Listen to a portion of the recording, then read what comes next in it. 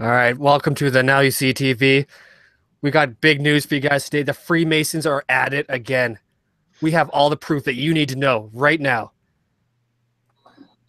I gotta go. I gotta go. They're on to me. Gotta go.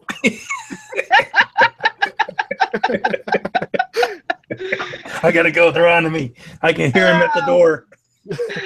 Oh, that was me today when missionaries knocked on my front door. You know what? We should do that someday. We should figure out and do a show where we'll just be like the Now You See TV people. We'll each take on one of the characters. I call Bill Schnoblin. I call Mr. Pounders. I call Mr. Pounders. Mr. Pounders. All right. I guess I'll have to be Carico. So I want to introduce Coles. Many of you have seen him in the chat before, and we're really excited to have him on the show. We were begging for people to come on the show, and he was nice enough to say, all right, fine, I'll fucking do it. Quit whining. So, Cole, thank you so much for doing it. And so, Cole, so we were talking a little bit before we came online about your path. So do you want to tell us a little bit about yourself? Because I don't think too many people know about you.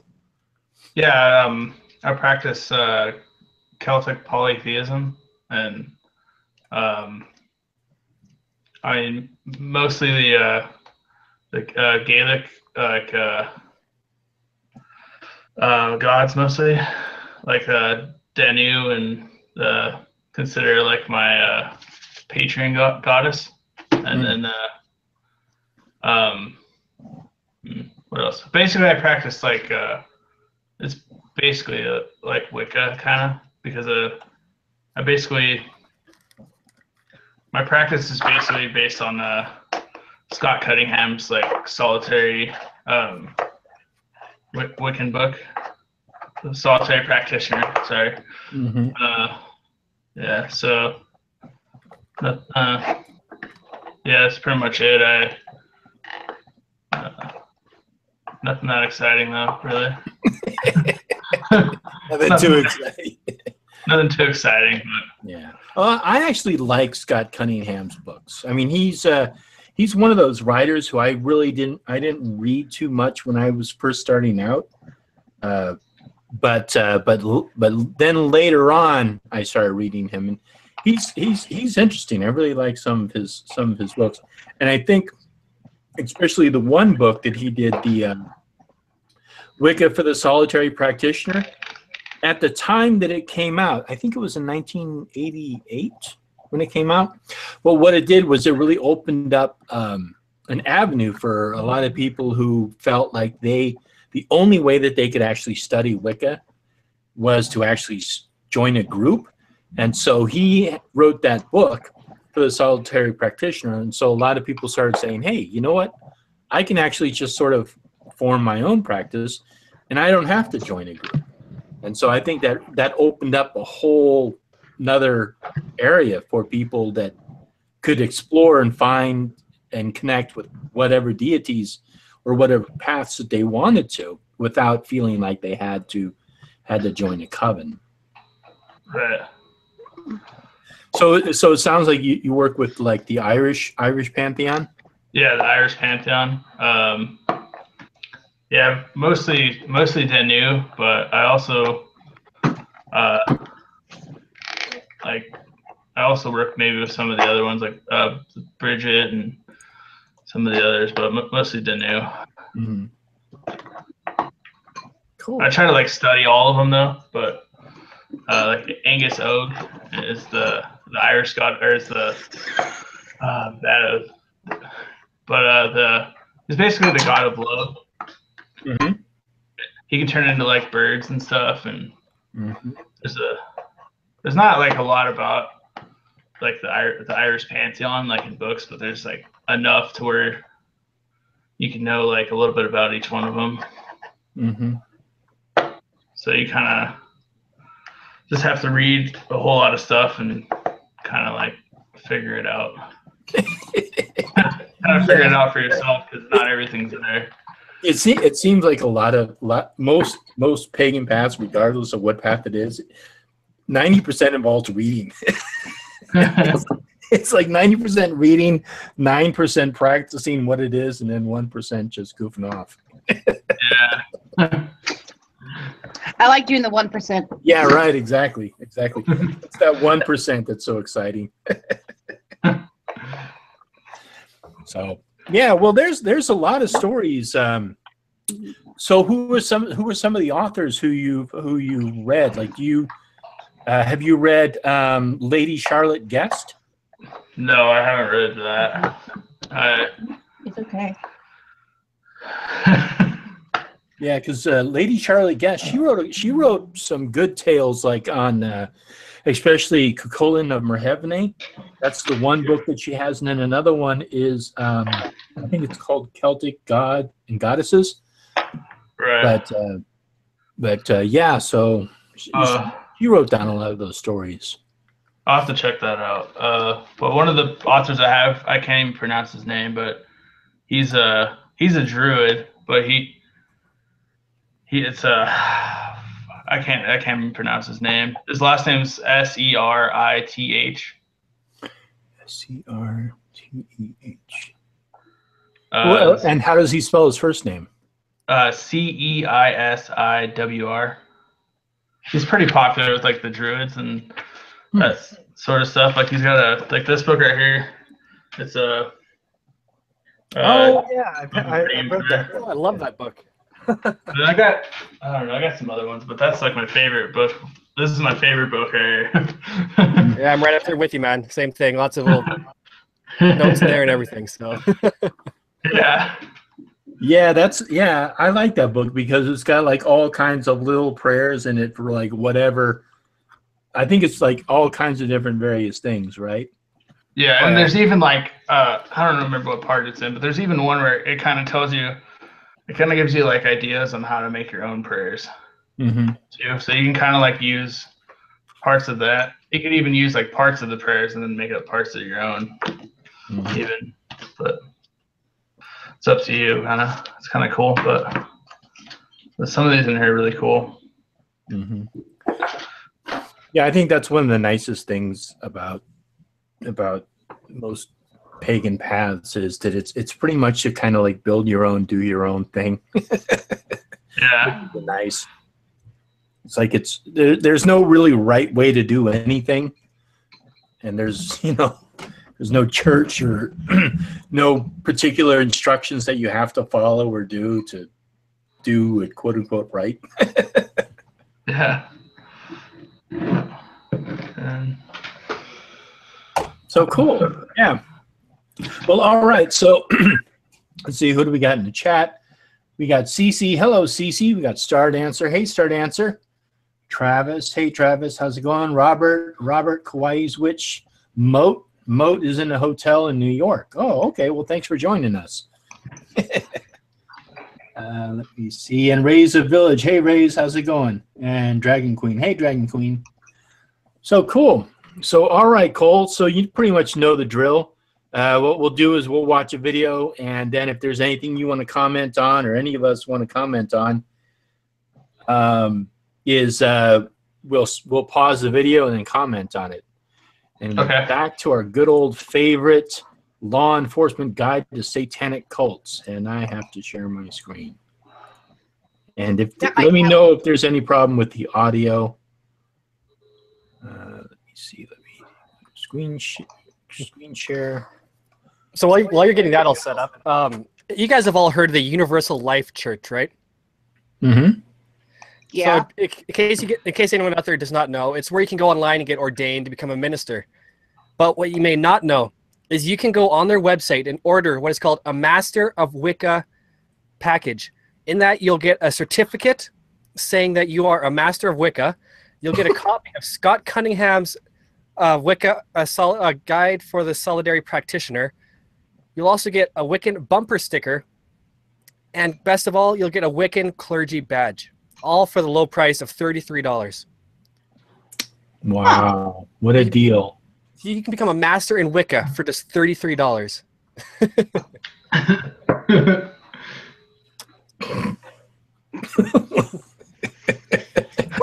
So maybe that's where Bill Schnoebelen comes from.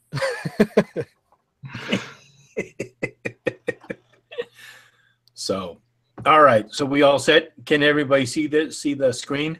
Yep. Yes. Okay, cool. I'm going to play it and just let me know how the audio is. Incubus, a male demonic force that copulates with human females. How's the audio? A little It's low. okay. It's Yeah. okay. All right, hold on. And witchcraft, the practice of the old religion which focuses. How's that? A little bit better. I'm still finding it. Say I'm what? still finding it a little low. It's a little low for you, Dorian? Yeah. Okay.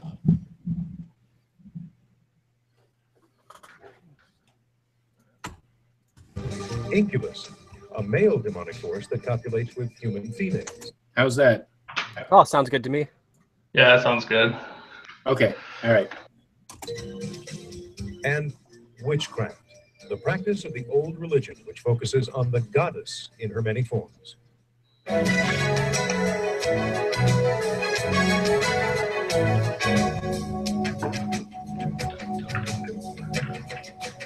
This music. Music has got to go.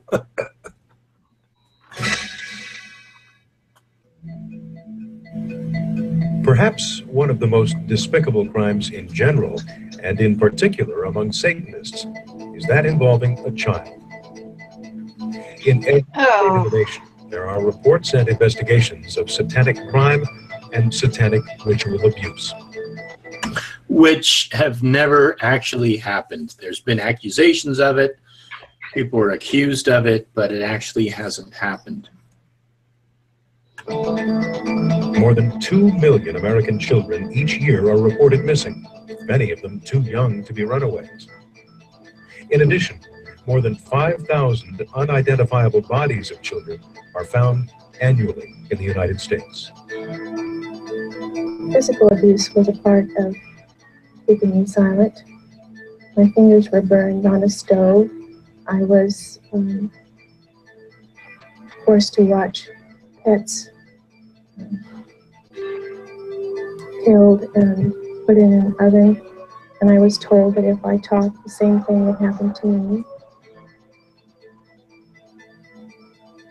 They would dismember bodies and then hang me upside down over a vat. I think it was acid, I'm not sure, but there were body parts.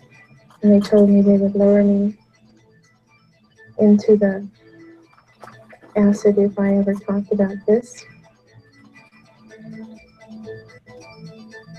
And one memory I had, in order to get the blood, they used me as the person to get the blood from. I was basically the lamb, the child of God. And they would put pins and needles. So we're saying that the children are used because children are considered the lamb of God. Right.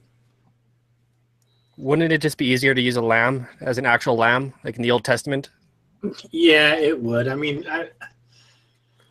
the whole satanic panic thing really came from a book called Michelle Remembers, but a lot of, especially in the McMartin preschool case, which, you know, I recently touched on in one of my videos, is that this lady believed that her child was sexually molested at a daycare center. But the lady who was accusing them was already going through a divorce. She was mentally unstable.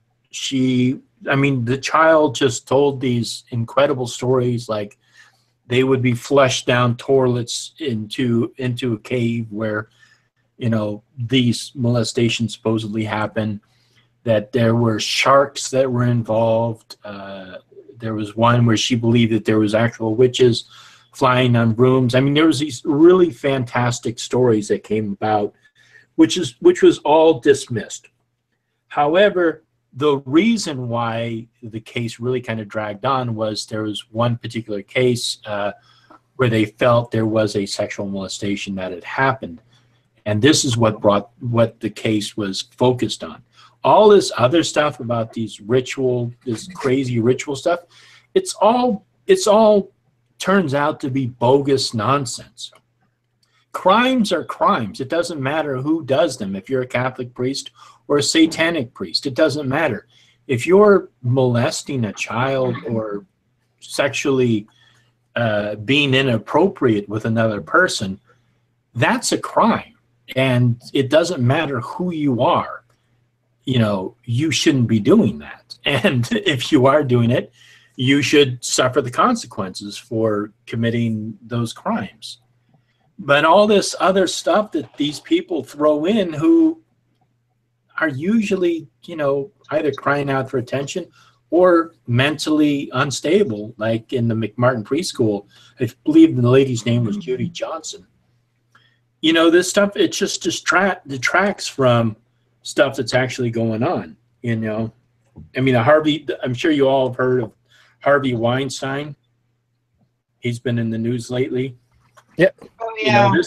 You know, this is a famous producer who's worth millions and millions of dollars, who's been, you know, sleeping with these actresses, or, you know, getting them to sleep with him so that they could do them favors. And they've let this happen for like 25 years. And now all of a sudden they're exposing him. You know, it's like, why didn't somebody say something in the beginning when this was happening, before it gets out of control? And it's the same thing with all this. It's like, if there's actually this going on, they need to say something about it right away and get the police involved.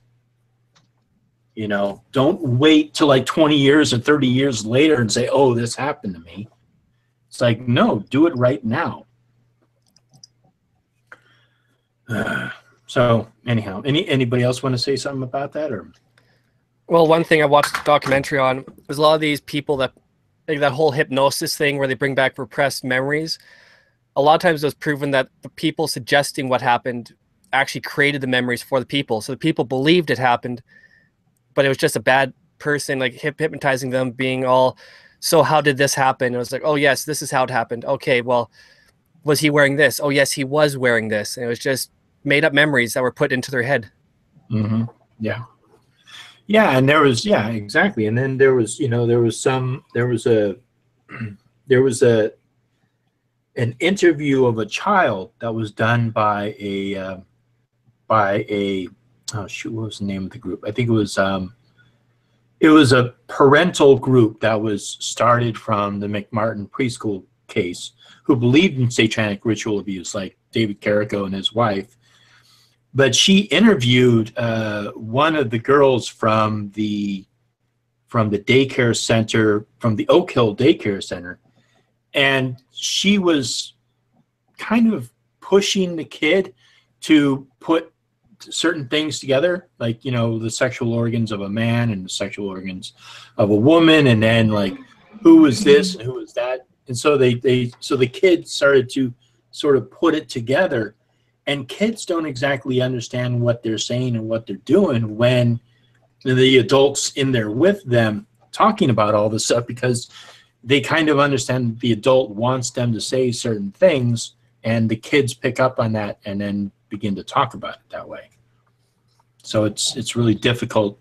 You have to be very careful when you're interviewing children about crimes that may have happened to them. So, in between my fingers, and I would be bled. So another way to keep me silent was to use a gun. Pornography, child prostitution brings in big money, and I was not to talk about that either. And I was threatened to be killed if I talked, as well as burned. They use cigarettes and other forms of healing to keep me silent. And I had a pet bird that they killed in front of me And I was put in a cage. And so as a young child, I made the association that if I were in a cage, then I must be like the bird. And if they can kill the bird, they can easily kill me too. Remembering comes out in poetry as well. And my pet bird was killed in front of me. So this whole law enforcement thing is supposed to be a training guide for people who are studying law enforcement. So why aren't they talking about who the individual was who did this? And why don't they talk about what charges were pressed, or the court, or, you know, or if the case was investigated or whatever? They're using this lady who I don't know the whole story of what happened to her, but she's telling this story, but we're not hearing like what actually happened with like convictions or an investigation.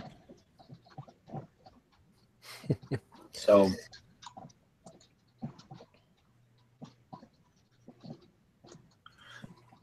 And I was also forced to participate in the murder of babies.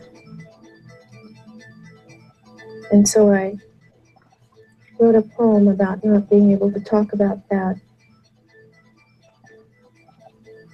Birds and babies go away, mustn't tell, mustn't say. Mommy will get mad at me, must pretend I do not see. Nothing happened, don't remember.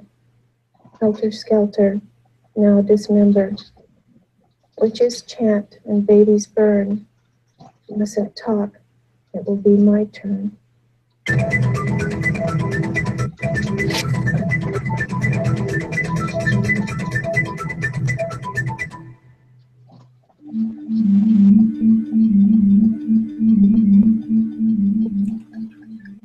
Symptoms characterizing satanic ritual abuse and sexual abuse in preschool-aged children. Low self-esteem, feeling of being bad. Child feels deserving of punishment. Child is fearful, clingy, regresses to baby behavior. That's just symptoms of child abuse in general. mm. Yeah, I think they mentioned that. Yeah, they're just saying it's satanic child abuse. Well, they they say satanic ritual abuse and sexual abuse. It's just abuse in general. Yeah. So they're blanking it, doing a blanket term of it. Yeah. Well, I mean, the whole concept of satanic ritual abuse is it really detracts from it. So there are things you can do in our society which are legal, and then there's things that you can do that are illegal. So if you are holding somebody against their will, that's illegal. If you are sexually abusing a child who's, you know, doesn't understand what's going on, that's illegal. If you are sexually abusing someone, that is illegal. If you're torturing someone, that is illegal. It doesn't matter what arena that's in. If it's in some kind of a satanic ritual that you believe you're performing, or you're the person next door or the Catholic priest. None of those other things matter. What matters is what is happening to that individual. So when you say satanic ritual abuse, what does that mean? It doesn't mean anything. That's one of the reasons why, you know, in that FBI report that I often cite, it just detracts from what's actually happening. And that is, if a child is being molested, that is illegal and it needs to be investigated. It doesn't matter if there were candles and a pentagram or what other things were there, you know. But the people who are Christians, who are like anti-pagan and anti-Satanism, they like to pick it up and use that and tout that around, saying, oh, there's these satanic ritual abuse cases going on, when it's actually not. The one thing I love about this whole video is they keep coming back to the Satanic Bible. But if they actually picked up the Satanic Bible, it clearly states you don't mess around with kids. Kids are Right. kids are the future. They get damaged really easily. You don't mess with them. You mess with a kid, you pretty much deserve death. But they don't bring that up in here. No, of course not, because it's, yeah, exactly. I mean, it's like there's pretty much every coven, at least Gardnerian, Alexandrian, I'm sure other ones, they will not initiate anyone who's under the age of 18. And, you know, when you take an oath, you take an oath when you're initiated, it doesn't mean that if something illegal happens in a coven, you don't say anything. It doesn't cover that.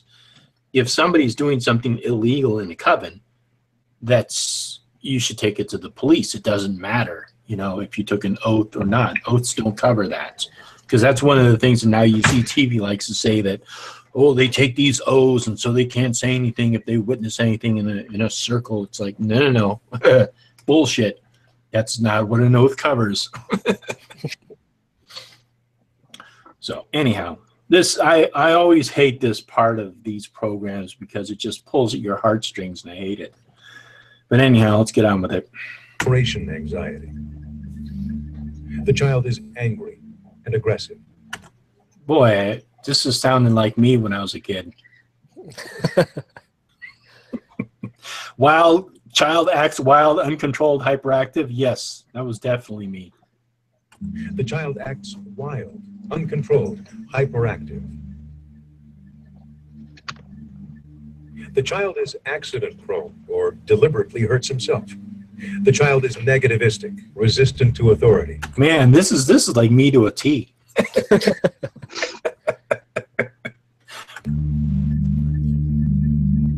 The child mistrusts adults.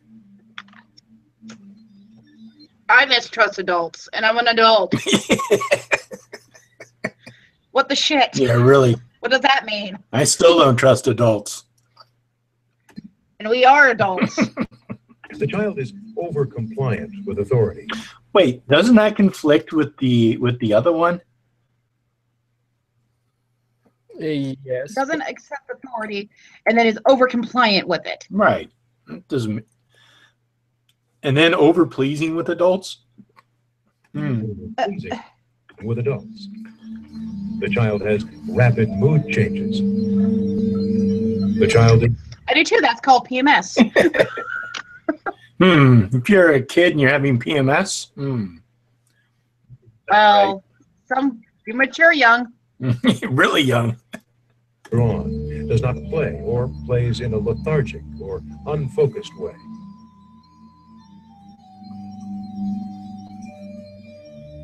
I mean, to be honest, there's so many kids who probably fit at least half of these, and they're just normal kids. The child exhibits a short attention span. Why does it sound like ADD? Yeah, right, exactly. Does not learn. Keep hitting him, he'll learn. No. That was. Oh, wow. That was horrible. The child's speech is regressed and babyish. He has delayed speech or speech disorder. The child's speech production decreases significantly. There are somatic complaints, stomach aches, nausea and vomiting, nightmares, and sleep disorders. The child is fearful of being touched, fears having genital area washed.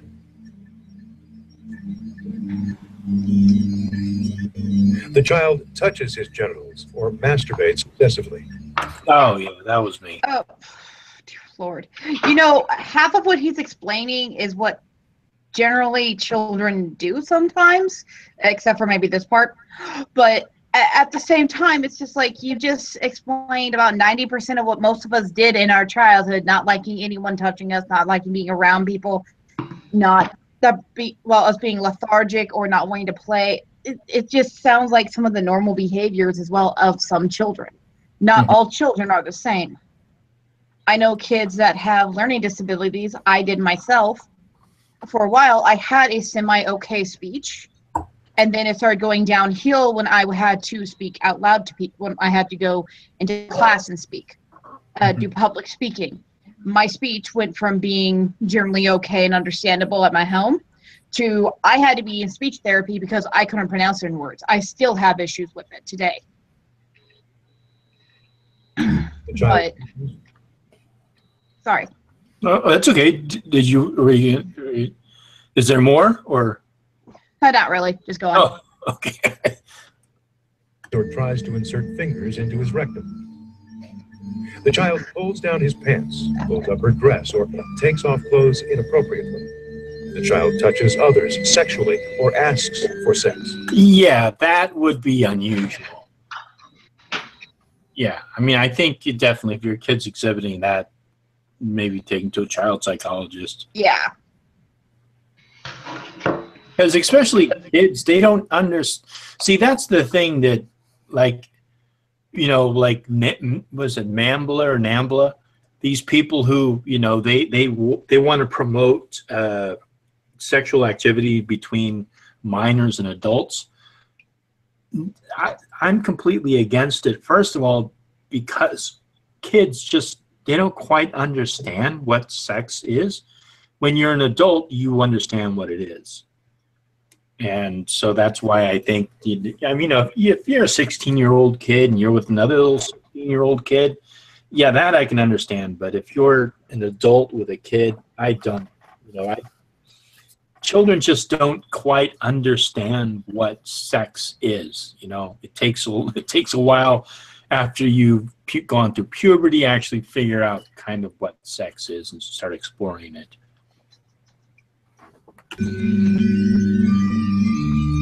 The child is sexually provocative or seductive. He or she complains of vaginal, anal pain, burning when washed or when urinating or defecating. Yeah, that sounds like a possible venereal disease too.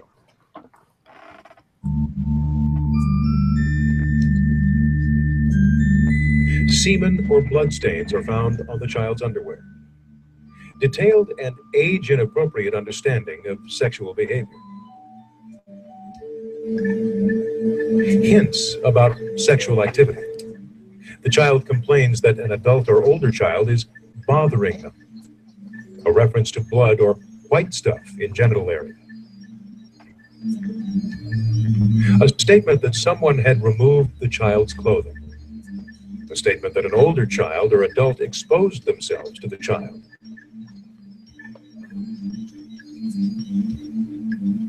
A child's statement that he or she touched an older child's or adult's bottom, vagina, rectum, mouth, etc.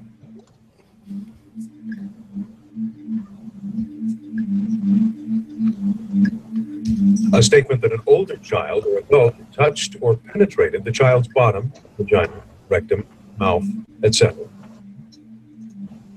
A statement that the child witnessed sex acts.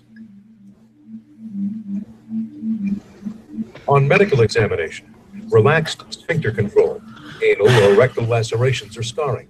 The child relaxes rather than tenses rectum when touched.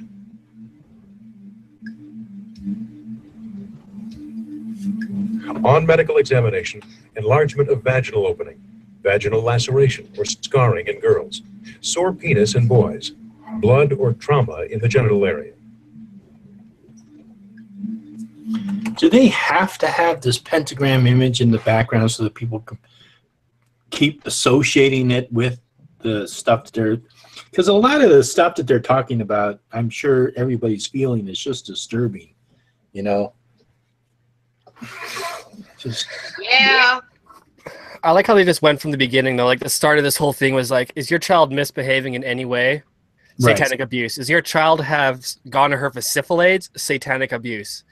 Just like they jump from one to the other without skipping a beat. It's just like, oh yeah, I went to the market, drove my car, I killed 6 people today, and then I went to pick up my laundry. How about you? It's just... Yeah, and a lot of these things, I mean, they put it on the screen for a long time, and they really could have just gone down the line.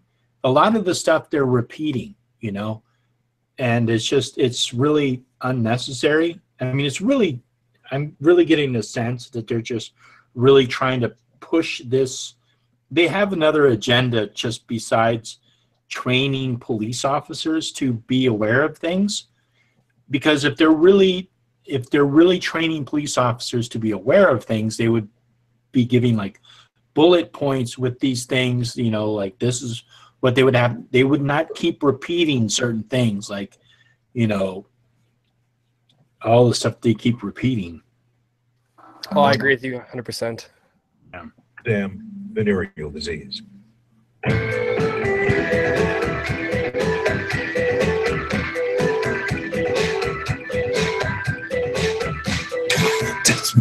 Unfortunately, all of the signs of self-involvement, rebellion against authority, self-righteousness, Heavy metal music, My diary, Dungeons and Dragons, video games. touching themselves, excessive masturbation, Smoking. smokies, hanging out with older boys in bathrooms. Having pumpkin spice lattes. Let's see what else he says. disrespect towards parents. There you go. They're common in the growing up years. They're also signs of involvement in satanic cults. Perhaps one of the major signs of cult involvement is when the group moves into obsession. They get stuck on one idea. Do you notice he keeps looking off to the side, the cue cards? Yeah. One type of clothing. They center focus on this idea and they do not deviate. They focus on destruction and on doom. They have many highs and lows in their self-esteem. They have drastic changes in behavior like eating habits, cleanliness, punctuality, and attitude towards family and friends. Most of the people we deal with, the young adults that we deal with, have other problems that are synonymous with even sometimes gang activity. They're looking for... I can honestly say right now, in full honesty, I'm glad I live in the time I do. Because if I was to make a video and I looked back and I had a creepy mustache, an ugly turquoise blue shirt, like this weird purple liner, I'd be like, what was I thinking? Hey, I'm sorry, Doreen, hold on. Cole and Loki, can you please mute your mics? Because there's some kind of noise that's going on. Thanks. I'm sorry, go ahead, Doreen. Look, so this guy represents like the early 90s or late 80s perfectly. He has a mullet. His hair is all scruffy. He has a mustache. It's just like, that guy grew up now and is complaining about the fashion of youth. It's just amazing. Yeah. I like that collar that he's got going on there. Oh, that purple with that Aztec-y, whatever that is.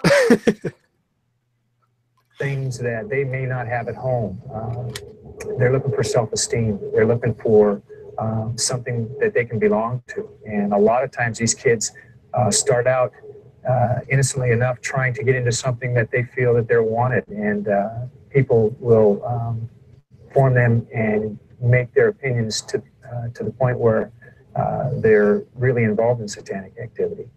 Anytime you do have a situation where you find a ritual site or you find graffiti that shows some kind of satanic situation, then you need to look at it, investigate it. And I think the big thing is if you keep your mind open. Parents need to keep an open mind. A lot of times parents and people in general will close their eyes to things that they don't want to hear. If you keep an open mind and try to know your kids and learn what your kids are all about, I think that'll be a big step into understanding what's going on and then being able to identify any problems that may arise or situations that you might see that you might need to look for help and not keep a closed mind.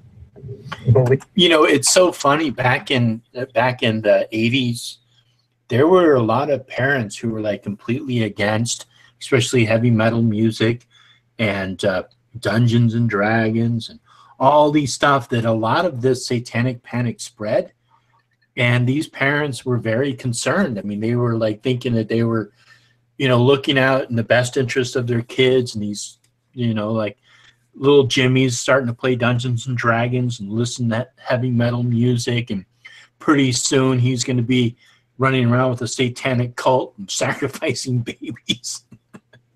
I mean, but they really seriously believe this. And it's just, now when we look back at it, it's insane.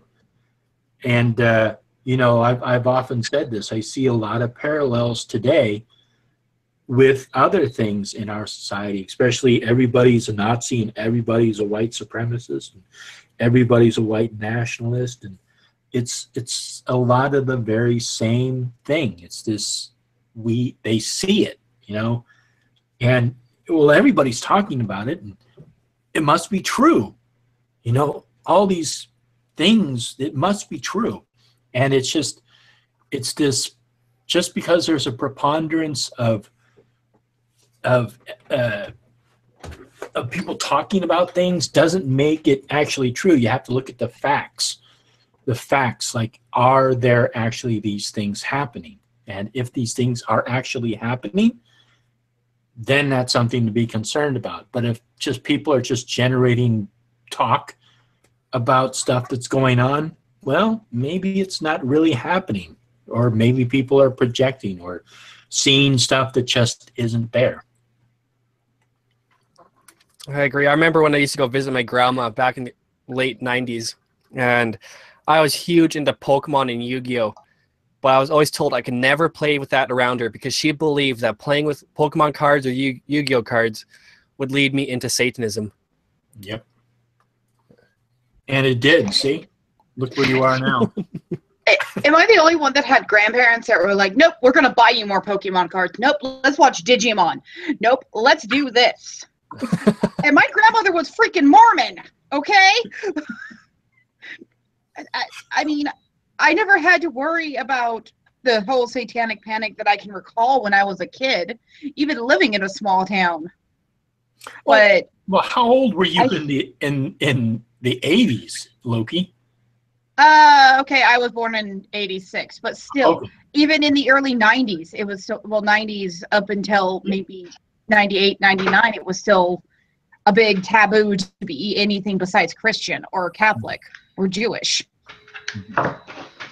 So, yeah, because in the 80s, I was in my late teens at this time, and so even my mother was concerned because I was playing Dungeons and Dragons. She was concerned that she was concerned not that I was into devil worship, but that somehow I was like withdrawing from being socially active with other kids because I didn't want to run around and play sports. I had other interests. True. But yeah, so I mean, it's just really funny, and I agree with you. It did sort of happen like mid 1980s to mid 90s. But it's just, yeah, I mean, a lot of parents didn't buy into it, which is good, but a lot of parents did buy into it. And, the funniest thing about it is it's like if you've ever, I'm sorry, I don't know what's going on in the background, but if people can mute their mics. So it's really funny. It's like if you ever go out and decide that you're going to pay attention to all the red cars that go down the street, suddenly you're going to start seeing red cars. And what it is you are focusing on that. We just have this ability, we perceive information all the time, and we just kind of, a lot of it we filter out. New information that comes in, yeah, we pay a lot of attention to that. But we can also amplify certain things and amplify and project onto things, and suddenly, if we look for something, we're going to see it. We're going to start seeing, oh, wow, there's red cars everywhere. I never noticed how many red cars there are. It's because you never put your mind to it. You never looked for those. They were around you all the time. And it's sort of the same thing with these sort of panics that people get into every so often, where they look for it and they see it and they amplify things. And like they see a little thing about a kid, getting into heavy metal music and playing Dungeons and Dragons. They start thinking about all these things that they heard, and well, I don't want him to get involved in Satanism and all this stuff and sell his soul or whatever they believe that they were going to do. It's just I mean, it's kind of scary, but it's just something that humans do. Whatever. I've been in this business for 10 years, and you're always amazed at what kids will do and the different fads that come up. And sometimes it may be totally innocent. It may not be occult activity. It may not be satanic activity. But hopefully, if you have the open mind, you'll be able to notice that. When we get involved in some of these training groups, we try to talk to PTAs and school administrators and things like that, not only just in occult activity, but just keeping an open mind on what teenagers are all about nowadays. And they may be involved in this stuff. They may be what we call dabbling in some kind of occult activity. It may be just a rebellion on some form of Christian upbringing, something to get your attention. As you observe kids that may be involved in satanic cult activities, be patient, be watchful. It's best to understand them, because provoking them will only drive them deeper into the cult and that behavior. Teach the parents and the school officials and the youth workers to note these behavior changes and to take time to find out what's going on in their lives. It's also funny how they're already just assuming that anybody who studies the occult, it's bad. You know, a lot of people study the occult and it's fine. There's nothing wrong with that. But they're already projecting and saying it's automatically bad if your kid starts reading occult books or practicing the occult or looking into it or whatever. You gotta keep an open mind. That's what the guy keeps saying. Yeah, right, exactly. Yeah, keep an open closed mind. Yeah. But look out for stuff. But keep an open mind. Teach them to ask the meaningful questions and what the symbols are about that they might write on their notebooks and they might wear on their clothing. Teach these youth workers and parents to talk to their kids about the lyrics of the songs that they listen to over and over again. They have a right to know what's going on in the young people's lives, and open communication allows that to happen. Don't hesitate to encourage these parents and youth workers to seek outside help. Call your local support services for youth. They can be a great help to you. Never stop this important investigation into lives for the value of our kids in America. Satanists celebrate a host of rituals and ceremonies during. When he says, I think when he's saying your, what did he say, your local support group? I think he's talking about like the church probably. Mm-hmm. Yeah, right. Like, exactly. go to the Christian church; they'll help you out. Your local child ministry services. Yeah.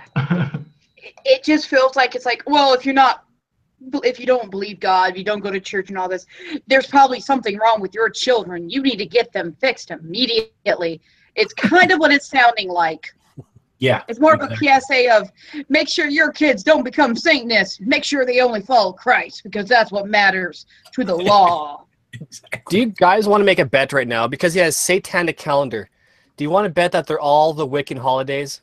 Yeah, I was actually just about to. I was going to do that. That's what I was I'm thinking sure it too. is. So I was. Yeah. So I was going to say, Dorian, do you have the Satanic Bible, right? Yes, I do. Okay. So is I forget, but I'm pretty sure don't they list the satanic holidays? Well, they pretty much say the only holiday that you need to practice to be a Satanist is your own birthday. Okay. So unless you're going to put your birthday on there, like. So all right. So what do we think there? What do you think, Loki?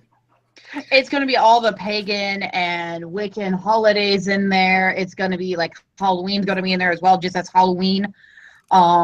It's going to be pretty much what we celebrate, but they're going to say only Satanists do it. Right. And what do you think, Cole? Yeah, that's what I think too. It's just going to be all of our holidays. All right. All right, so I grabbed my Satanic Bible right here, and I'm at the part where it says religious holidays. The very first paragraph. The highest of all holidays in the Satanic religion is the date of one's birth. Okay. Yeah. So the birthday. All right. So, all right. Ready? We're going to find out what the satanic calendar is. And I agree. I agree with Loki and I agree with Cole. I think they're going to list all the common 4 fire festivals and then the later 4 lesser fire festivals that were included. Each year, as some are held more important than others, a host of crimes are committed before, during, and after the ceremonies.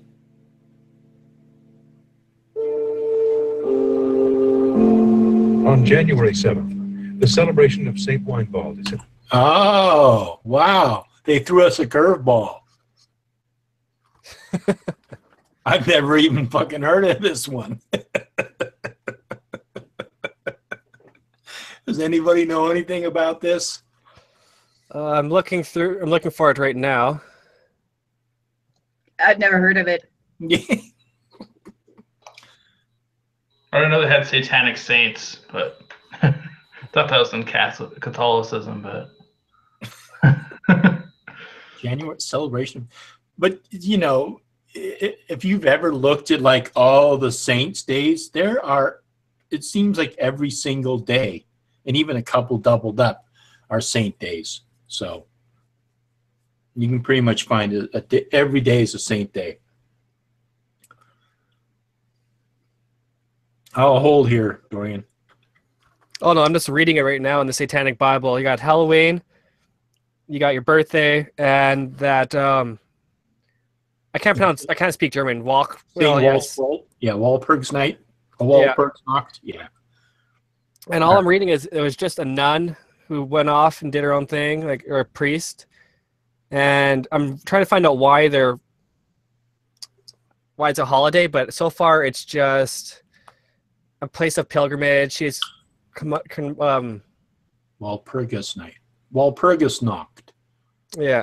I believe it is. Yeah, it's actually a very fascinating story. There was a church in Germany, but there was a hill that was associated with where witches would congregate, and there was a church that was associated with witches there, and there was a nun that was sent from England to go on a pilgrimage to this particular church. And yeah, I mean, if you do a Google search on Walpurgisnacht, it's actually pretty interesting. I did a video including it a little bit, and I can't remember the whole thing, but it's pretty interesting, especially for witchcraft lore.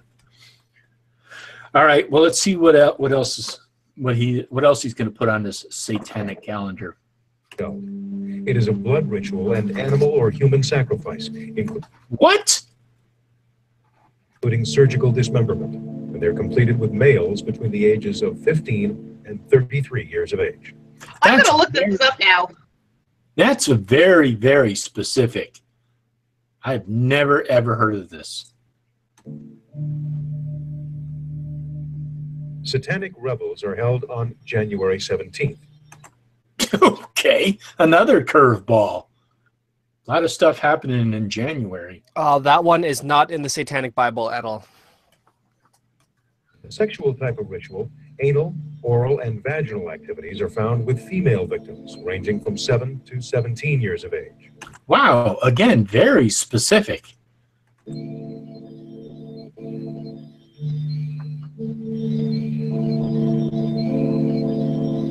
Candlemas. Okay, now that one we know. A high religious holiday is held on February 2nd. At these sexual ceremonies, animal, oral, and vaginal rituals are completed with females from age 1 to 17.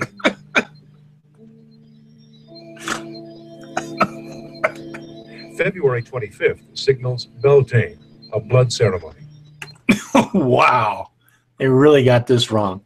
So Candlemas is actually a Catholic celebration. The Imbolc is February 1st, February 2nd. And Beltane, obviously, people know is May 1st. or August 30th, May 1st. No, wait, not August, excuse me. July 30th. January, February, March, April, May. Yeah, April 30th to May 1st. So I looked up that first one, and it has zero to do with anything satanic. It's about a saint, and he even spelt it wrong. It's a Catholic saint, Saint Winifred. It has nothing to do with the satanic. It has nothing to do with any of that. It does with the Catholic. So he's pulling things out of his ass. Literally, he's making this stuff up. What about the one on January 17th? I'm about to look that one up right now because I'm just like, what in the... I needed to see these things, and I think it's just... I'm just like, what the hell? I mean, I'm not even drunk enough to deal with this shit. I don't know where they're getting these from. All right, well, I'm going to continue on while you're looking. I found it. It actually has a link to the cult of Satan, the Church of Satan, and the Satanic Bible. Okay. Because it's the Satanic Holidays Wikipedia. Oh. So guess what? He got it from Wikipedia. Honestly, it just says in the Satanic Bible, Satanist Anton LaVey writes, after one's own birthday, the two major satanic holidays are something I can't pronounce, and Halloween. Yeah, Walpurgisnacht, probably. Yeah, well, yeah, that one. And that's it. Yeah. So, fuck. He's making these up. Sacrifices are common to this ceremony.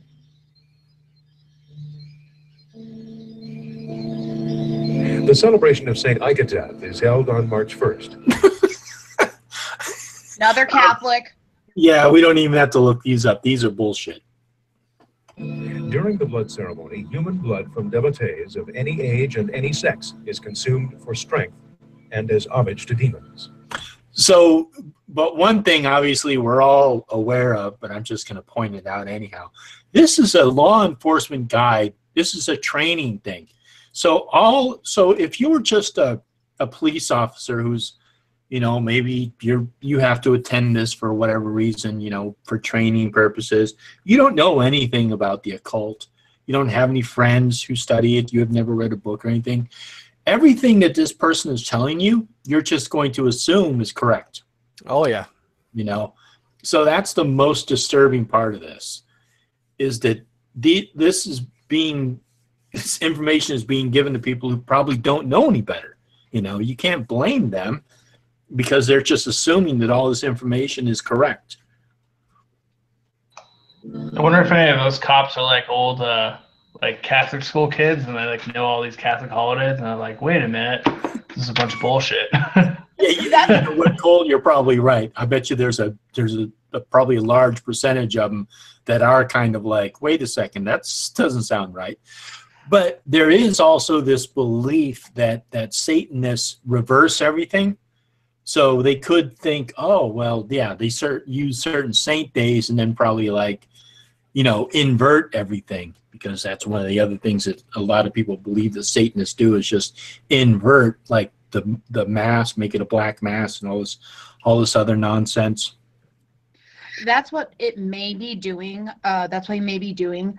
But the thing is, about a lot of the other things that he's saying, oh, it's about this and that, I'm just sitting here going, are you just saying this because your best friend is Bill Schnoebelen or he's paying you or something?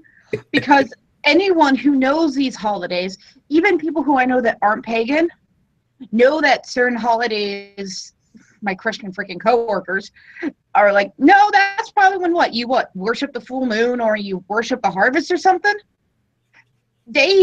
It's common sense. It's not something where you run off and go sacrifice a kid or your next door neighbor's dog. No, you eat harvest food. I don't fucking get it. Yeah. Well, also, one last thing, and then I'll get into it. But I think one good thing is, I think the public is I think that they're really, for the past maybe 30 years, I think the public has been getting a lot more information about pagan religions and understanding what we do. And I think that that's really been beneficial for us, because even though a lot of the information they have might be, laughable or stereotypical, at least it's closer to the truth than what a lot of these people, 30 years ago believed that we did. So even though they say, oh, so you dance naked under a full moon, you can be like, well, not always under full moon. But all right. Sometimes just in my living room. Yeah, right, exactly. The spring equinox, March 20th, a celebration of orgies including anal, oral, vaginal, or bestiality sex between devastated. Dude, where is this happening and why aren't we invited? I'm sorry, I just had to do that one. I mean, who's anally penetrating goats on the spring equinox? Not me. No, that's not my cup of tea. You might want to go down the road to Raw Shugel. They might be doing that. I know I'm not. Oh man, that's I gotta make sure I change my spring equinox to a bit more festive, apparently. So.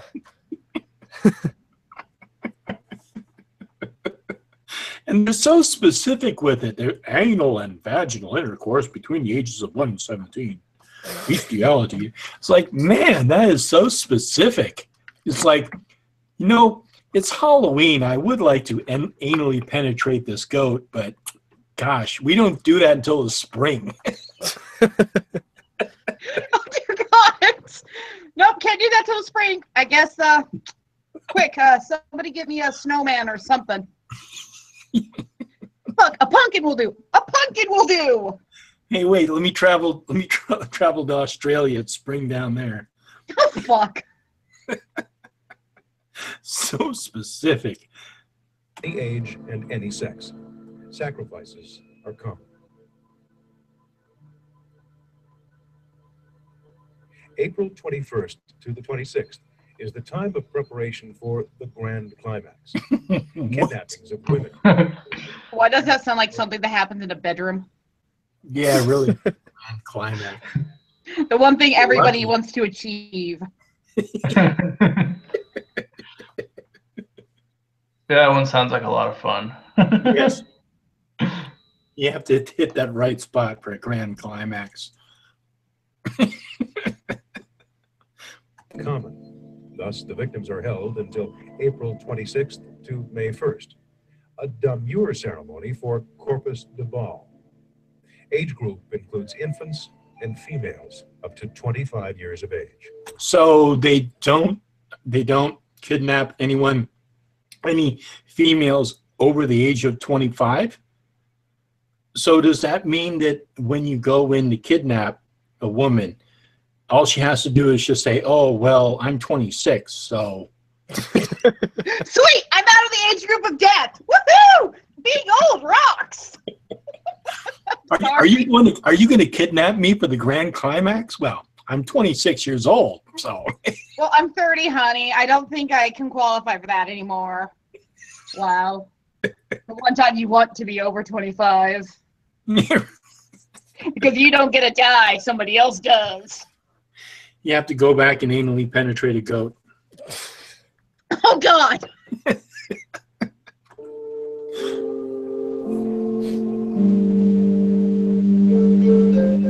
April 30th, called May Eve or Walpurgis Night, signals a host of activities and historically is devoted to coven initiations.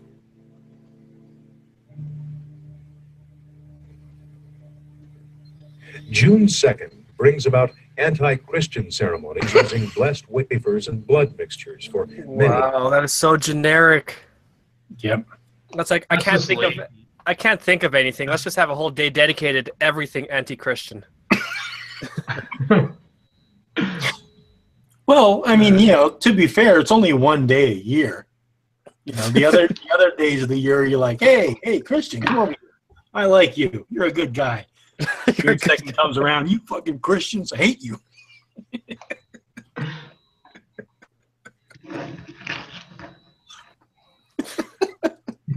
I'm just like thinking everything now. It's like, okay, guys, we got our double stuffed hot dog buns. We got our backdoor barbecue. What do you guys want to do today? That sounds like a whole nother ritual right there. That sounds like last week at the barbecue at my apartment complex. Huge sausage fest. Tell you what. Loki, I didn't know you swung that way. I don't. No. So all I can say is, you notice all these revolve around the using of women. It's like, well, what do you think the women Satanists do? Do they not like kidnap men and use them, or do they just go, whatever, we don't need to do that this week? They're only making it sound like men are monsters. It's kind of sexist. Yeah, it is. What about us psychopathic women? Fuck, I feel left out. I mean, you didn't hear that. Well, maybe they assume that all Satanists are only men. Maybe that's what they think. Well, it might be the same because a lot of people assume only witches or only witches can be women. I mean, someone's like, being a witch is about empowerment and sisterhood. I'm like, what about the male witches? Come on. Give me a break, women. Fuck. Well, So it's like, well, you're a woman. I'm like, maybe they assume that all Satanists are men and all witches are women. God. That's racist. It is sexist. Sexist, racist. June 21st and 22nd signal the summer solstice, when orgies, anal, oral, and vaginal will take place. Wow. Is there any holiday where they don't do something anally? I don't know. Apparently not. Oh, well, of course, June 2nd, when they're anti-Christian. They're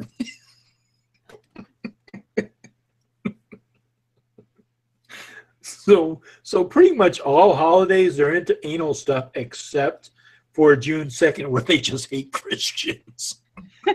Well, we're into butt stuff every day, but June 2nd, people, just remember that. Kind of like, no, I'm not even going to the altar, boys. I'm being done. Yeah, really.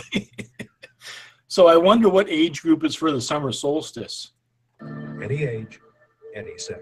Oh, any age, any sex. Hey, we can all participate. Wow. Hey, there you go. Anal and vaginal sex with anybody, any age. So the summer solstice is equal opportunity raping holiday, apparently.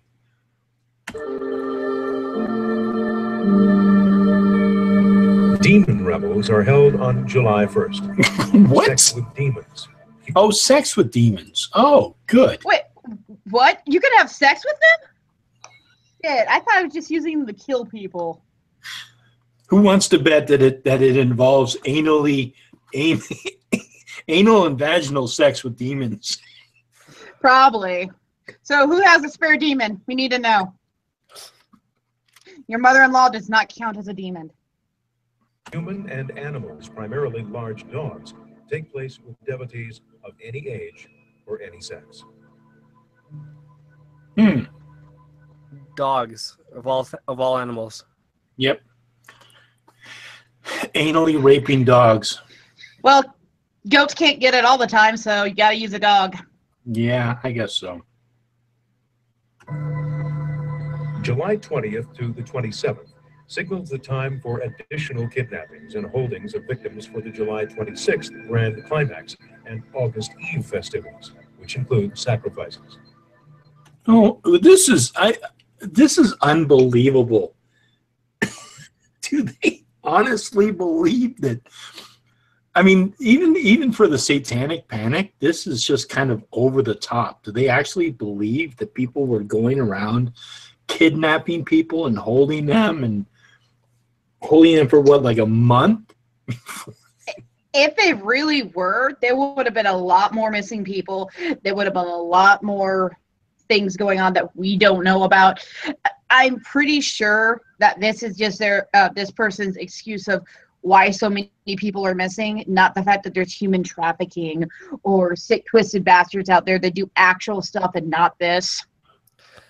You see, the reason why we can't find your kid is there's probably a satanic cult.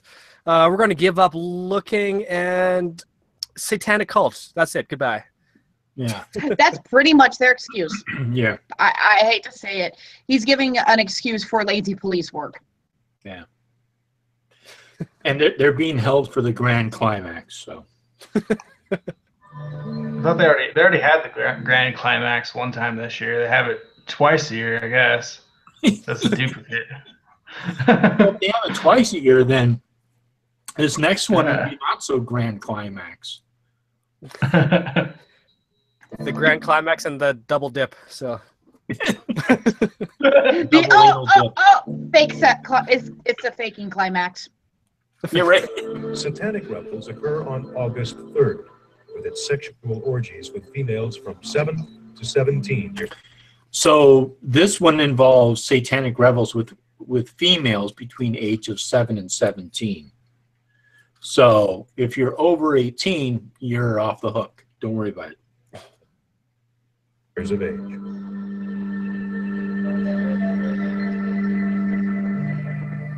The coveted marriage to Satan takes place on September 7th, at which time human sacrifices of groomed devotees occur.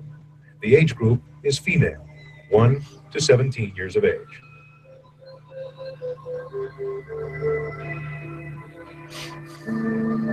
September 20th is the time of the midnight host. Where is he getting this bullshit from? I seriously gotta find out. I would love to know, because apparently I should be getting a lot more time off of work. So Here too. Well, I mean, if you think about it, you got a lot of stuff to do. You got to go around kidnapping people. You have to find a very specific age group to, anally rape. And, if they're over 18, you can't use them for this holiday. If they're over 26, you can't use them for that one. So, I mean, there's actually a lot of work that would be involved if somebody actually did all of this stuff. But where the hell is he getting this crap? Where is this midnight host nonsense coming from? It's insane. A blood ceremony when dismemberment of females 1 to 21 years of age. wow. So on September 20th, you dismember females between the ages of what, 1 and 20? 1 and 21? Unbelievable. Takes place. Hands are planted as part of the ceremony. Hands? Come look at my hand garden. Sorry. I was about to say, who plants hand gardens here? Okay. What? That's crazy. I thought he said hams. I was thinking, like, where's that Black Forest ham? I gotta plant that thing in the ground. I'm gonna back it up. Let's hear what he said. Dismemberment of females 1 to 21 years of age takes place. Hands are planted as part of Hands are planted as part of the ceremony. What the hell?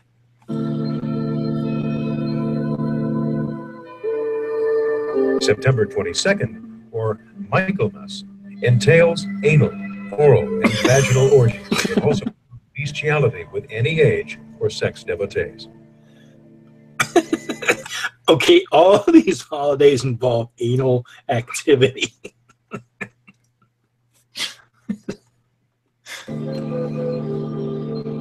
Whoever wrote this must have some kind of an anal fixation. I mean, why? Why do they keep bringing it up? Is he in the closet or something? I don't know, but that haircut sure is screaming out.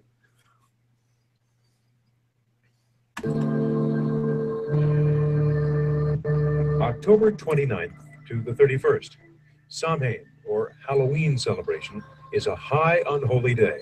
High unholy day.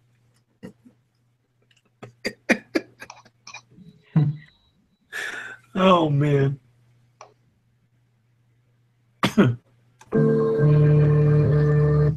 October 29th to the 31st, Samhain, or Halloween celebration, is a high unholy day. Sex with demons is primary, as is infant sacrifice. Okay, so I got a question for you all. If you have anal sex with a demon, do you have to do it? Should you protect yourself?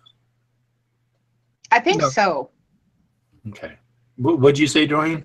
Probably not, because you know, the great balls of fire. I don't think anything will really stop that. So.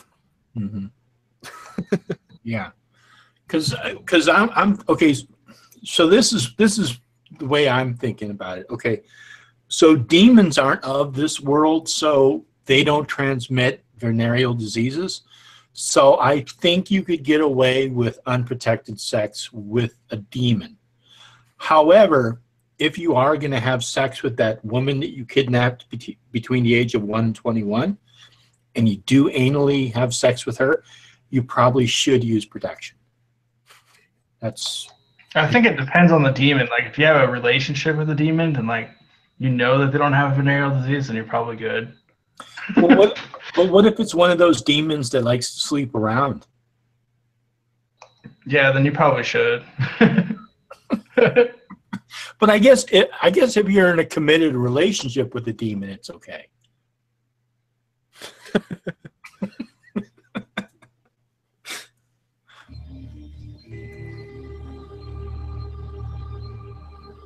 On November 1st to the 4th, More satanic revels again occur.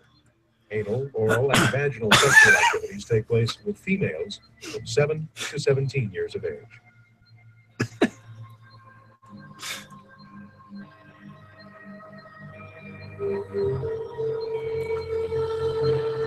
And December 22nd, or the winter solstice, entails orgies with any age and any sex. And on December 24th, demon revels is a demure ceremony and a signaling of the high grand climax. Any age.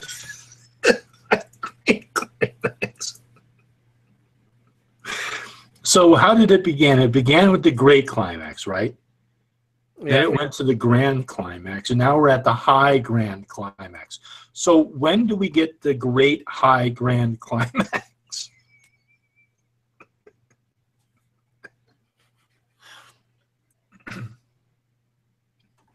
I don't know. I think you just skip that one.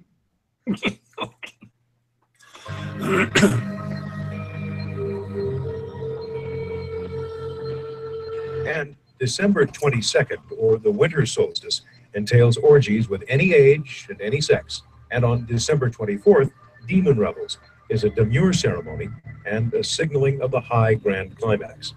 Any age and any sex is included in these ceremonies.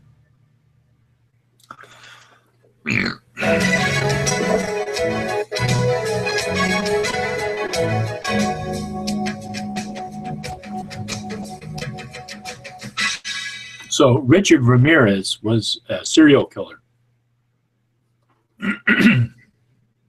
I think he was a serial killer in Los Angeles area. I'm not too sure. Richard Ramirez, known as the Night Stalker, was linked to Satanism. He had a pentagram on his left hand, and he would draw one on the walls of his victims' homes. At his arraignment, he yelled, "Hail Satan." Oh, well, that's enough evidence.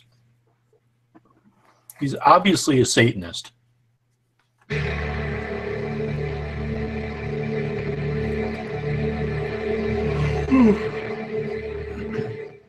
Richard Berkowitz, also known as the Son of Sam, that famous New York case. Henry Lee Lucas of Texas. Both of these men were linked to Satanism and ritualistic blood drinking.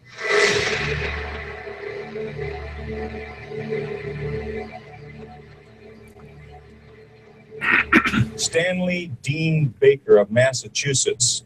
At the time of his arrest, he had one of his victim's fingers in his pocket, and he was charged with dismemberment.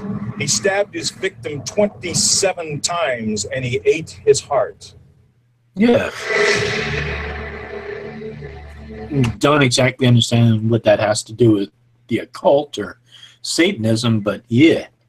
It just sounds like a cannibal that's a sick, twisted freak. Yeah, yeah, exactly.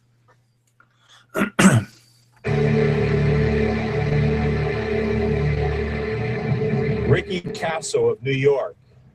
He required his victim to say, "I love you, Satan," as he stabbed him to death.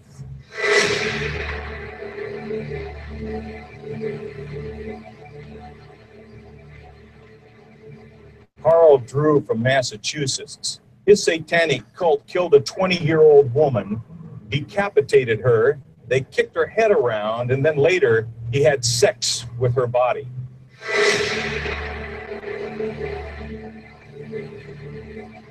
And in the history of the United States, only one case has been successfully prosecuted as a human sacrifice crime.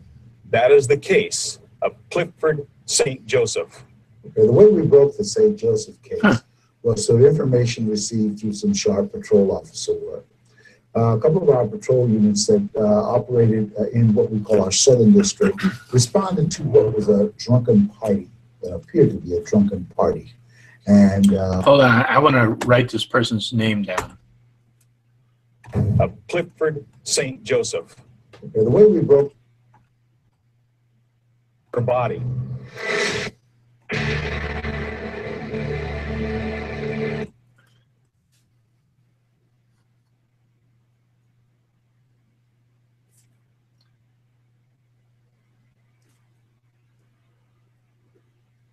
All right, thanks. I just wanted to write that down. A couple of our patrol units that operated in what we call our Southern District responded to what was a drunken party, that appeared to be a drunken party. And one of the fellows kept saying, they're going to sacrifice him, they're going to sacrifice him. Well, what he was talking about was they had gotten a second victim and intended to sacrifice him. They had him captured for several days and had drugged him, and he had been drugged, and a lot of had been continual sexual activity, male on male sexual activity with him, as he was chained nude in the bedroom, and then sometimes he'd be chained to the fireplace in the living room, and every guest would come, he would be offered to have sex with him. And even at some point, they had a German Shepherd have sex with him. And it was beyond what would be seen in a normal encounter of gay male anal sex. So we followed up on that, and we were able to find that young man after we talked to the fellow who was babbling earlier about this sacrifice. So we talked to that young man, and he told a very bizarre story. So I wonder which holiday this fell on. I don't know. It just sounds like this person is fucking crazy and tortured a person. Yeah, but I mean, I'm just okay. So I'm trying to piece it together. They just listed off a whole bunch of these supposedly satanic holidays where all of these things happen. So here's a victim of, and I don't know all the specifics of this case, but this activity happened. But I mean, so did it happen on one of these dates that they've outlined? Or, I mean, I'm just wondering if there's any correlation between these two, because I'm just assuming that there would be some sort of correlation. The story was that this man had been captured. The first victim, John Doe 60, had been captured. He had been drugged, and he had been sacrificed to Satan in honor of St. Joseph. And so St. Joseph. That St. Joseph was the high priest, and that he talked of other sacrifices, but we found no evidence. Oh, wait, no, because St. Joseph is the person, Clifford St. Joseph. Yeah, the person who committed the crime. Yeah, not the holiday of St. Joseph. What if they're just connecting him to Satanism because of his name? That could be it too. Yeah. I mean, I honestly don't know about this case, so that's why I'm gonna have to look into it. anyone who had been sacrificed in this area previously, at least the one that we've been able to recognize. So he then told us that he had, how they had disposed of the bloody mattress, and that they had done the initial ceremony in a circle on the living room floor. And of course, we noticed that when we finally went to that address with a search warrant, we noticed it was all new carpeting, all new mattresses in the bedroom. So, and what the officers noticed is there were so many things that were so bizarre that this citizen couldn't make up a lie this big, couldn't get that drunk or get that loaded to make. So the things started to fall into place. Everything started to make sense. And I can tell you that our investigation of that case led us into the very highest echelons of our society, professional people, successful business people who were associates, and one of whom we know is a unindicted co-conspirator to this day, because the young man who had been sexually abused, who was to be the second victim, we got him psychiatric treatment and got him strong enough to be able to testify.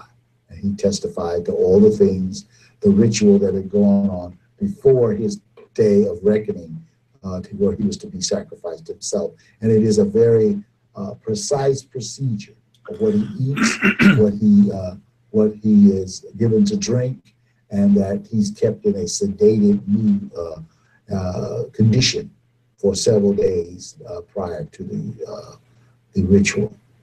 So one thing that we had, like that I had mentioned before when we had this other video where we went over a lot of these, and these the crimes that they had committed were associated with Satanism, but it was through the crime things that they had done, like, you know, write a pentagram and say Satan and all this stuff.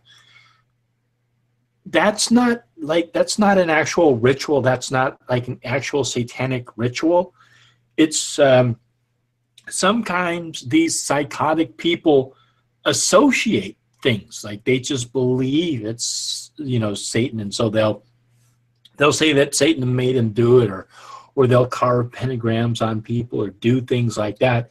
It doesn't mean that that is an actual satanic ritual. It means that the person they're drawing in elements of various things and then performing these horrendous crimes on people, but it's not an actual ritual. Hopefully people understand what I'm saying. It's just that they're tying things in together, but they're not actually, I mean, they would do it with whatever, you know, they're just psychotic. And they either have some kind of a you know, like an I can't say it, egomaniacal kind of personality, or they have some kind of a complex, or like, you know, Marilyn, what was this guy's name? Charles Manson, who believed that he was the Antichrist or whatever. So a lot of these people, they're nuts. They're absolutely psychotic nuts, and they use occult symbolism, but it doesn't have anything to do with actual occult activity or occult rituals. That's what I'm trying to say. We were able to, I mean, that guy looks fucking nuts.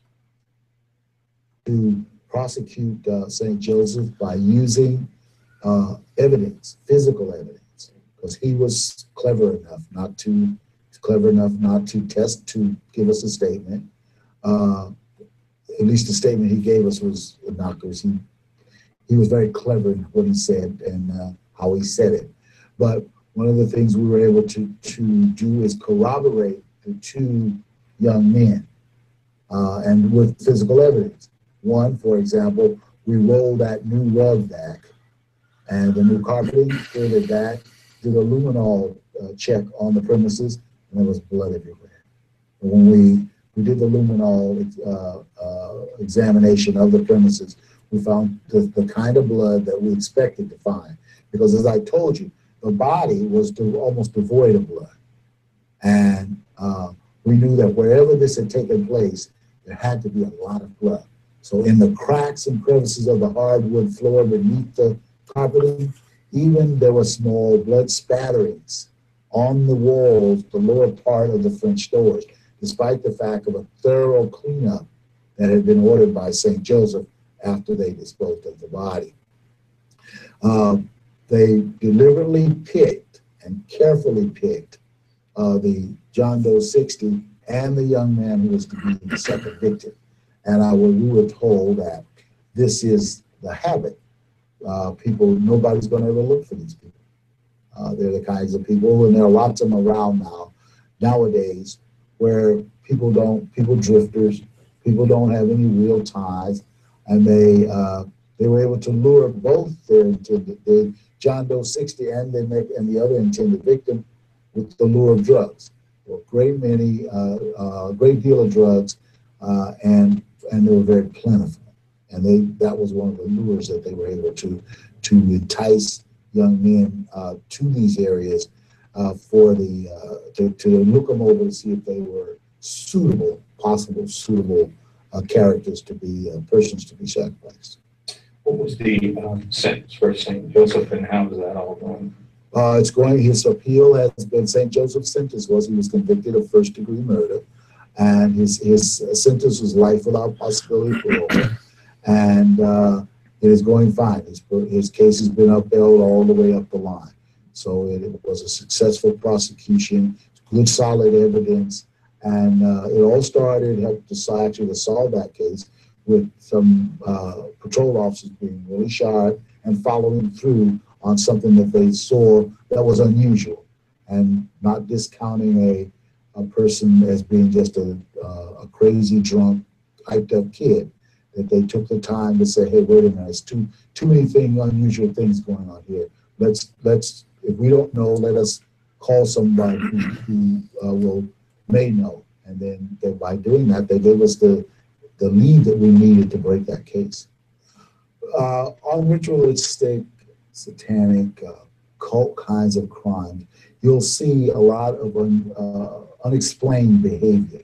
Try not to rationalize it off as being just a bunch of kooks or just a bunch of druggies. Investigate, talk to people, identify people who are there.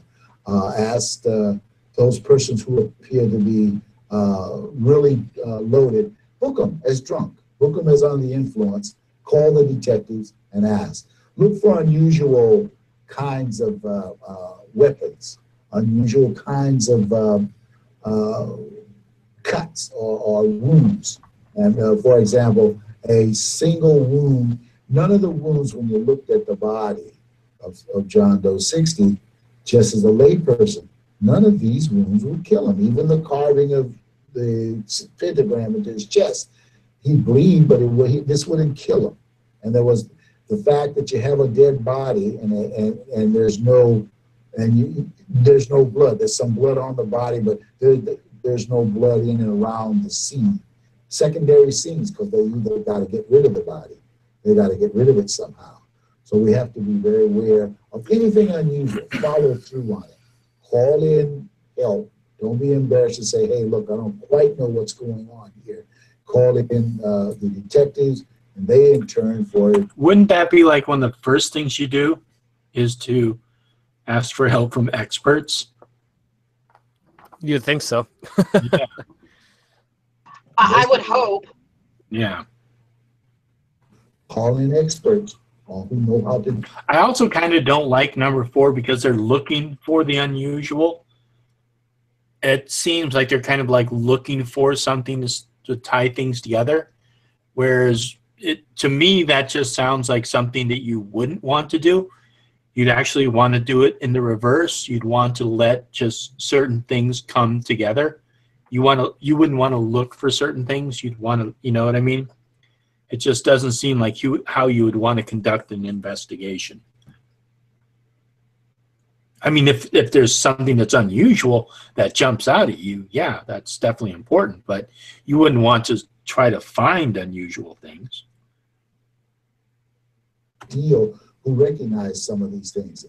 But one of the things you will see quite frequently, though, they do leave their mark. For example, the upside down pentagram on John Doe 60's chest. We've had several other cases where we're dealing with the ritualistic and the Golden Gate. Hold on real quick. How do they know people aren't just leaving certain things like this at crime scenes just to throw off the trail? Because some people will do things like this just so they don't get suspected, so they don't get looked at, so they're not a suspect, and will literally throw investigations off because it will push the investigators to go, oh, this has to be linked to all these things instead, and ignore what's actually going on. Right.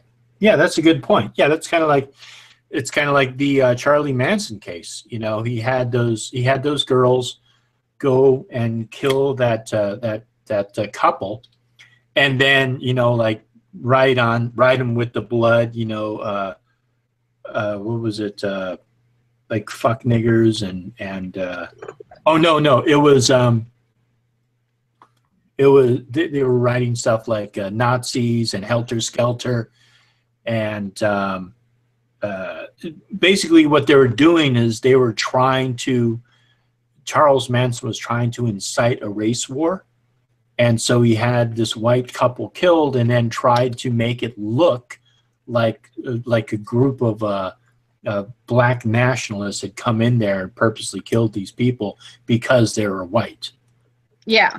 And yeah, so you're absolutely right. So somebody could like purposely leave things to try and get them off the trail, or, you know, whatever. So I mean, yeah. So I mean, that's the other thing that I'm sure investigators have to look into. Like, is this actually some kind of a ritual that was involved, or is somebody trying to do this, or are they just like tying random elements in because they're fucking nuts? Yeah, because honestly, if you just killed somebody and you don't want them on your trail personally, you're like, okay, what can I do to make this look like something totally that it's not? And that's the perfect thing to do, and make it look like a cult did it. Paint a couple pentagrams or pentacles places, carve stuff into the skin, do this or that, and of course they're going to look at that more than they're going to look at some of the other stuff with it. But even with things today, I would hope they rely more on other things besides this obviously outdated training video. Yeah. Well, hopefully this training video has been updated. But in their defense, I mean, even if somebody did, it wouldn't detract from who had done it, and you know what I mean. So yeah, it wouldn't detract from the investigation that much. They would still be looking for the perpetrator and who it was, and you know who did it, because it doesn't matter if you did it because of you believe it was some kind of a satanic ritual or it wasn't. If you murder someone, that's murder. You know, it doesn't matter. You still committed a crime. And the thing that always gets me is like when I hear people talking about, you know, some kind of a weird thing that people do for an occult ritual. It's like, what occult ritual? Where does that come from? You know what I mean? How does that have anything to do with the occult? I mean, there are specific occult rituals. There are things that we do on certain times of the year in celebration of that time of the year, but none of them involve anything. You know, there's no, like, you don't look up like Scott Cunningham, you know, how to celebrate Samhain, you know, get a body of a woman between the age of 1 and 21 and anally, you know, have sex with her and then kill her. It doesn't say that in there, you know? No, it doesn't. So it's like, if you're reading that into that, you might want to other problems. Yeah, right. You might have a lot more problems than just you can't read. This case was never solved, but this young woman was in the middle of a circle, and all around her were pentagrams painted on the trees with her blood and painted on rocks. They display the body in certain ways. If the body appears to have some ornamentation on it that doesn't fit, for example, maybe some beads or some kind of pin or pendant that doesn't fit the rest of their clothing. There was a case that can call several years ago where the body was found, and this would be a different ritualistic group, for example. The body was in a circle, the head was decapitated, there were feathers sticking in the exposed part of the neck, and all around the body was corn, kernels of corn, and we later learned that this was a part of a sanctifying of a cauldron by killing an individual, by sacrificing an individual. Though, by the way, the head did turn up. We were told by experts that it would turn up. This came out of a whole different part of the society, but it's still a different kind of ritual, where many times there's a big controversy in some parts of the country now as to whether or not to allow the religious use of animals. And I think the Santerists did win that case, that they can use animals in their religion. Well, you'll see things like this. Don't be alarmed, just document it well. Document it very well, know who's involved, and recognize it when you see it. And probably the grave robbing is what most patrol officers are going to run. They're going to run into grave robbing, stealing ornaments from churches. You start getting a rash of stealing, because they have to have, sometimes they want to get, even though they're satanics, they have to get something that's blessed. So there'll be church robberies. If you start getting a series of church robberies, or any church robbery where the motive is not totally monetary gain, it's some kind of relics are missing, like chalices and different religious ceremony items. Look for that.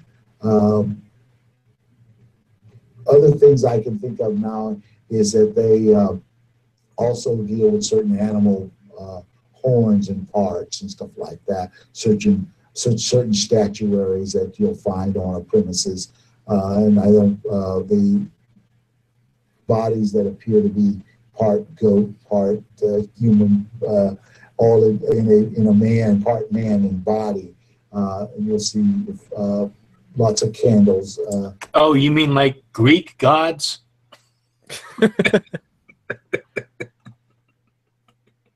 You mean like Celtic gods? Oh, okay, yeah. How unusual. They use lots of candles of different colors and stuff like that. But there are a number of experts around who study this phenomenon. And as I said, based on my experience and studying, particularly with the St. Joseph case and a couple other cases that have had some dabblers around, we capture that material, read it, learn about it. It's just like any other part of our society. It's here, and we as law enforcement officers will deal with it. We have to deal with it. And the best way to deal with any problem is to understand it. In investigating homicides, there are some very obvious ritualistic markings that will appear on a body that is the result of, say, you know how people say you're not pulling that off, or that's he is not pulling that shirt off. What scares me is that looks like the area that we used to take pictures at when we were kids for school photos, and that looks like something a teacher would wear. Yeah, I mean he is not pulling this off. He looks very uncomfortable in that shirt. he's like the person behind the camera is like, you gotta connect with the kids today. You got to take off that sweater and put on a cool shirt.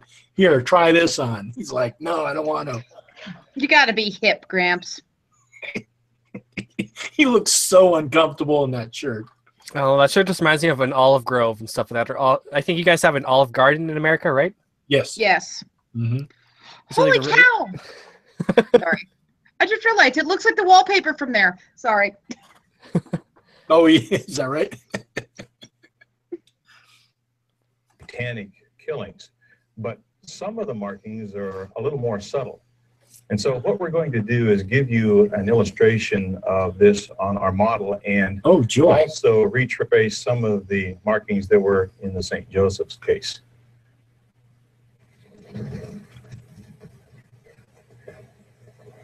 Oh my, where did they get this dead body from? Holy cow! This just turned PG-13. Yeah, really. Note on our model that there's oftentimes a cut that goes from behind the ear all the way down Oh, good. She's breathing. to the throat. You'll also notice that on the carotid, this right here would be cut where the blood would have been drained. And oftentimes there's wax laid on it to cover it up afterwards, after the body has deceased. They will also put wax over the eyelids after they're deceased. And What? so those would be some of the head markings that would indicate ritualistic killing. Another area that's obvious in these kinds of ritualistic carvings would be the pentagram or the inverted pentagram on the right and the left side of the upper chest. This oftentimes is the signature of the high priest. What? I've seen people with those tattooed up there because they're like, you know what? I want to be edgy. I want it on my collarbone. It's not a signature. It's just people wanting to be edgy. I think a signature would be somebody's name or symbol they made themselves, not something generic. Another area that you might find satanic ritual carving is in the stomach area. And as was true in the St. Joseph's case, the pentagram or the inverted pentagram was carved right here in his abdomen area. And you'll note again the points representing again the goat's head. Another area we'll want to note is the foot area. And right here behind the ankle bone, there is oftentimes an incision, just as our markings would indicate. I'm under the assumption that this is probably one body that they found, and somehow they're tying that this is something that is going to be happening to bodies from now on. And it sounds like this was just a one-off thing. It sounds like whoever did this was just fucking nuts. Yeah, it's talking about the St. Joseph case, what he did to that unnamed person who they still don't know the person's name.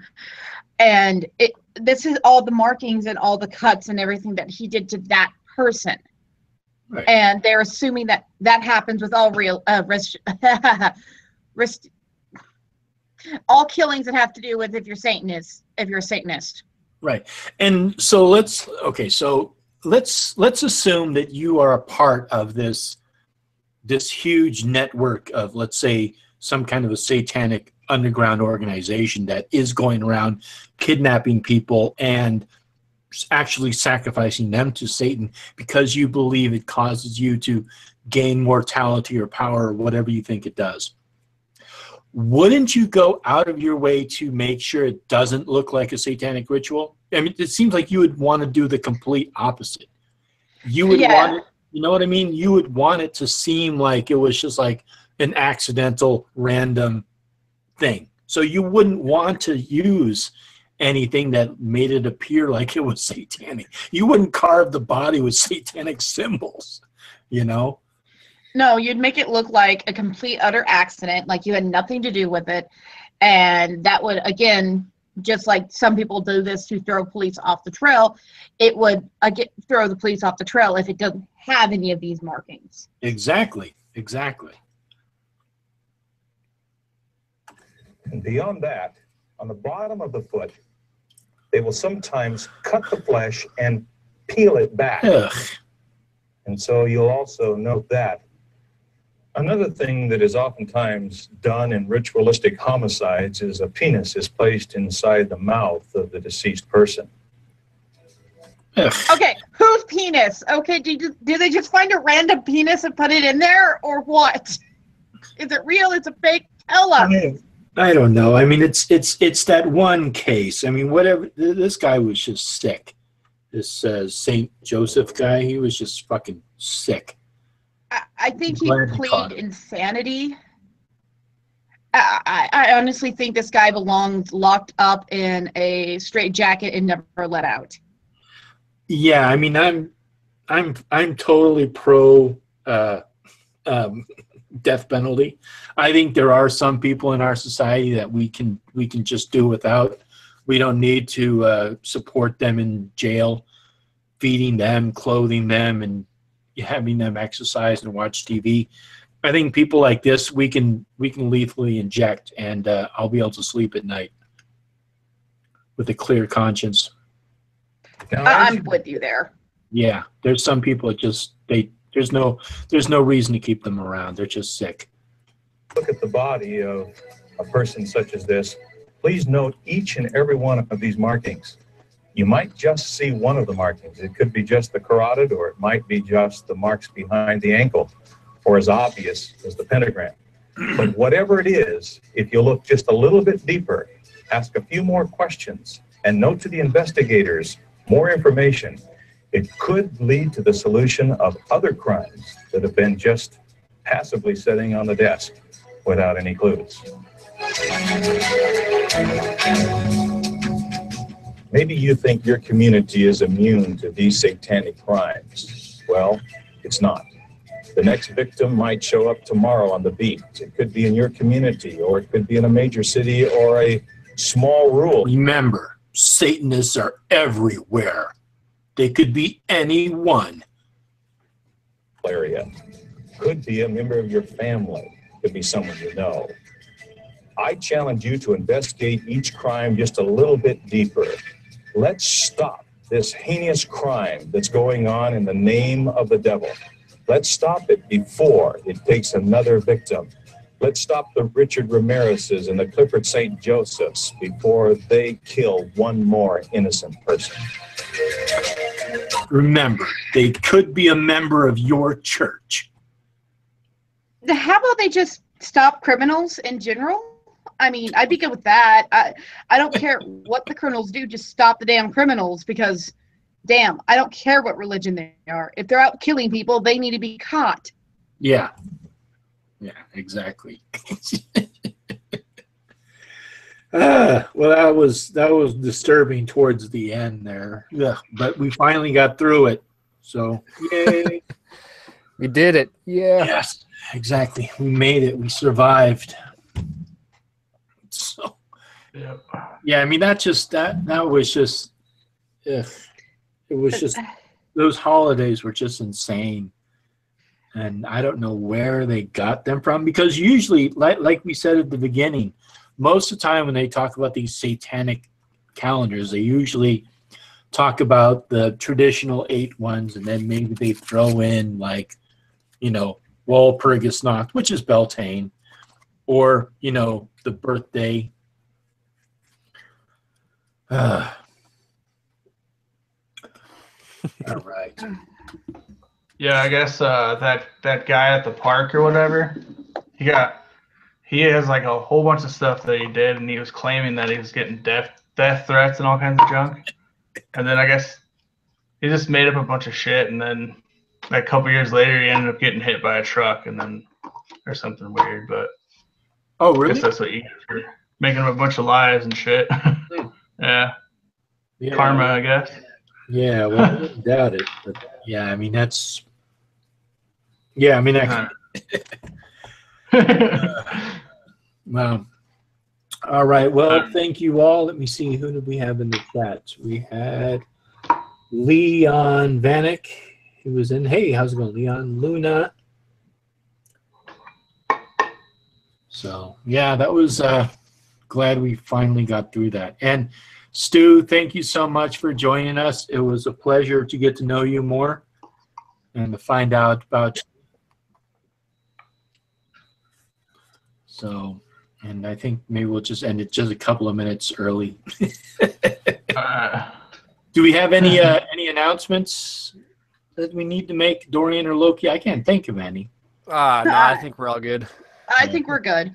Yeah. I think the only thing is, if you want to be a guest on Heathen Haven, is contact one of us, because we're always looking for guests. We're looking for a guest for next week. So if any of you would like to join us, you are more than welcome. Just contact myself, Dorian, or Loki, and we'll hook you up. No sacrifices necessary. Alrighty. Everybody have a good night. Blessed be. Thanks all. Have a good night.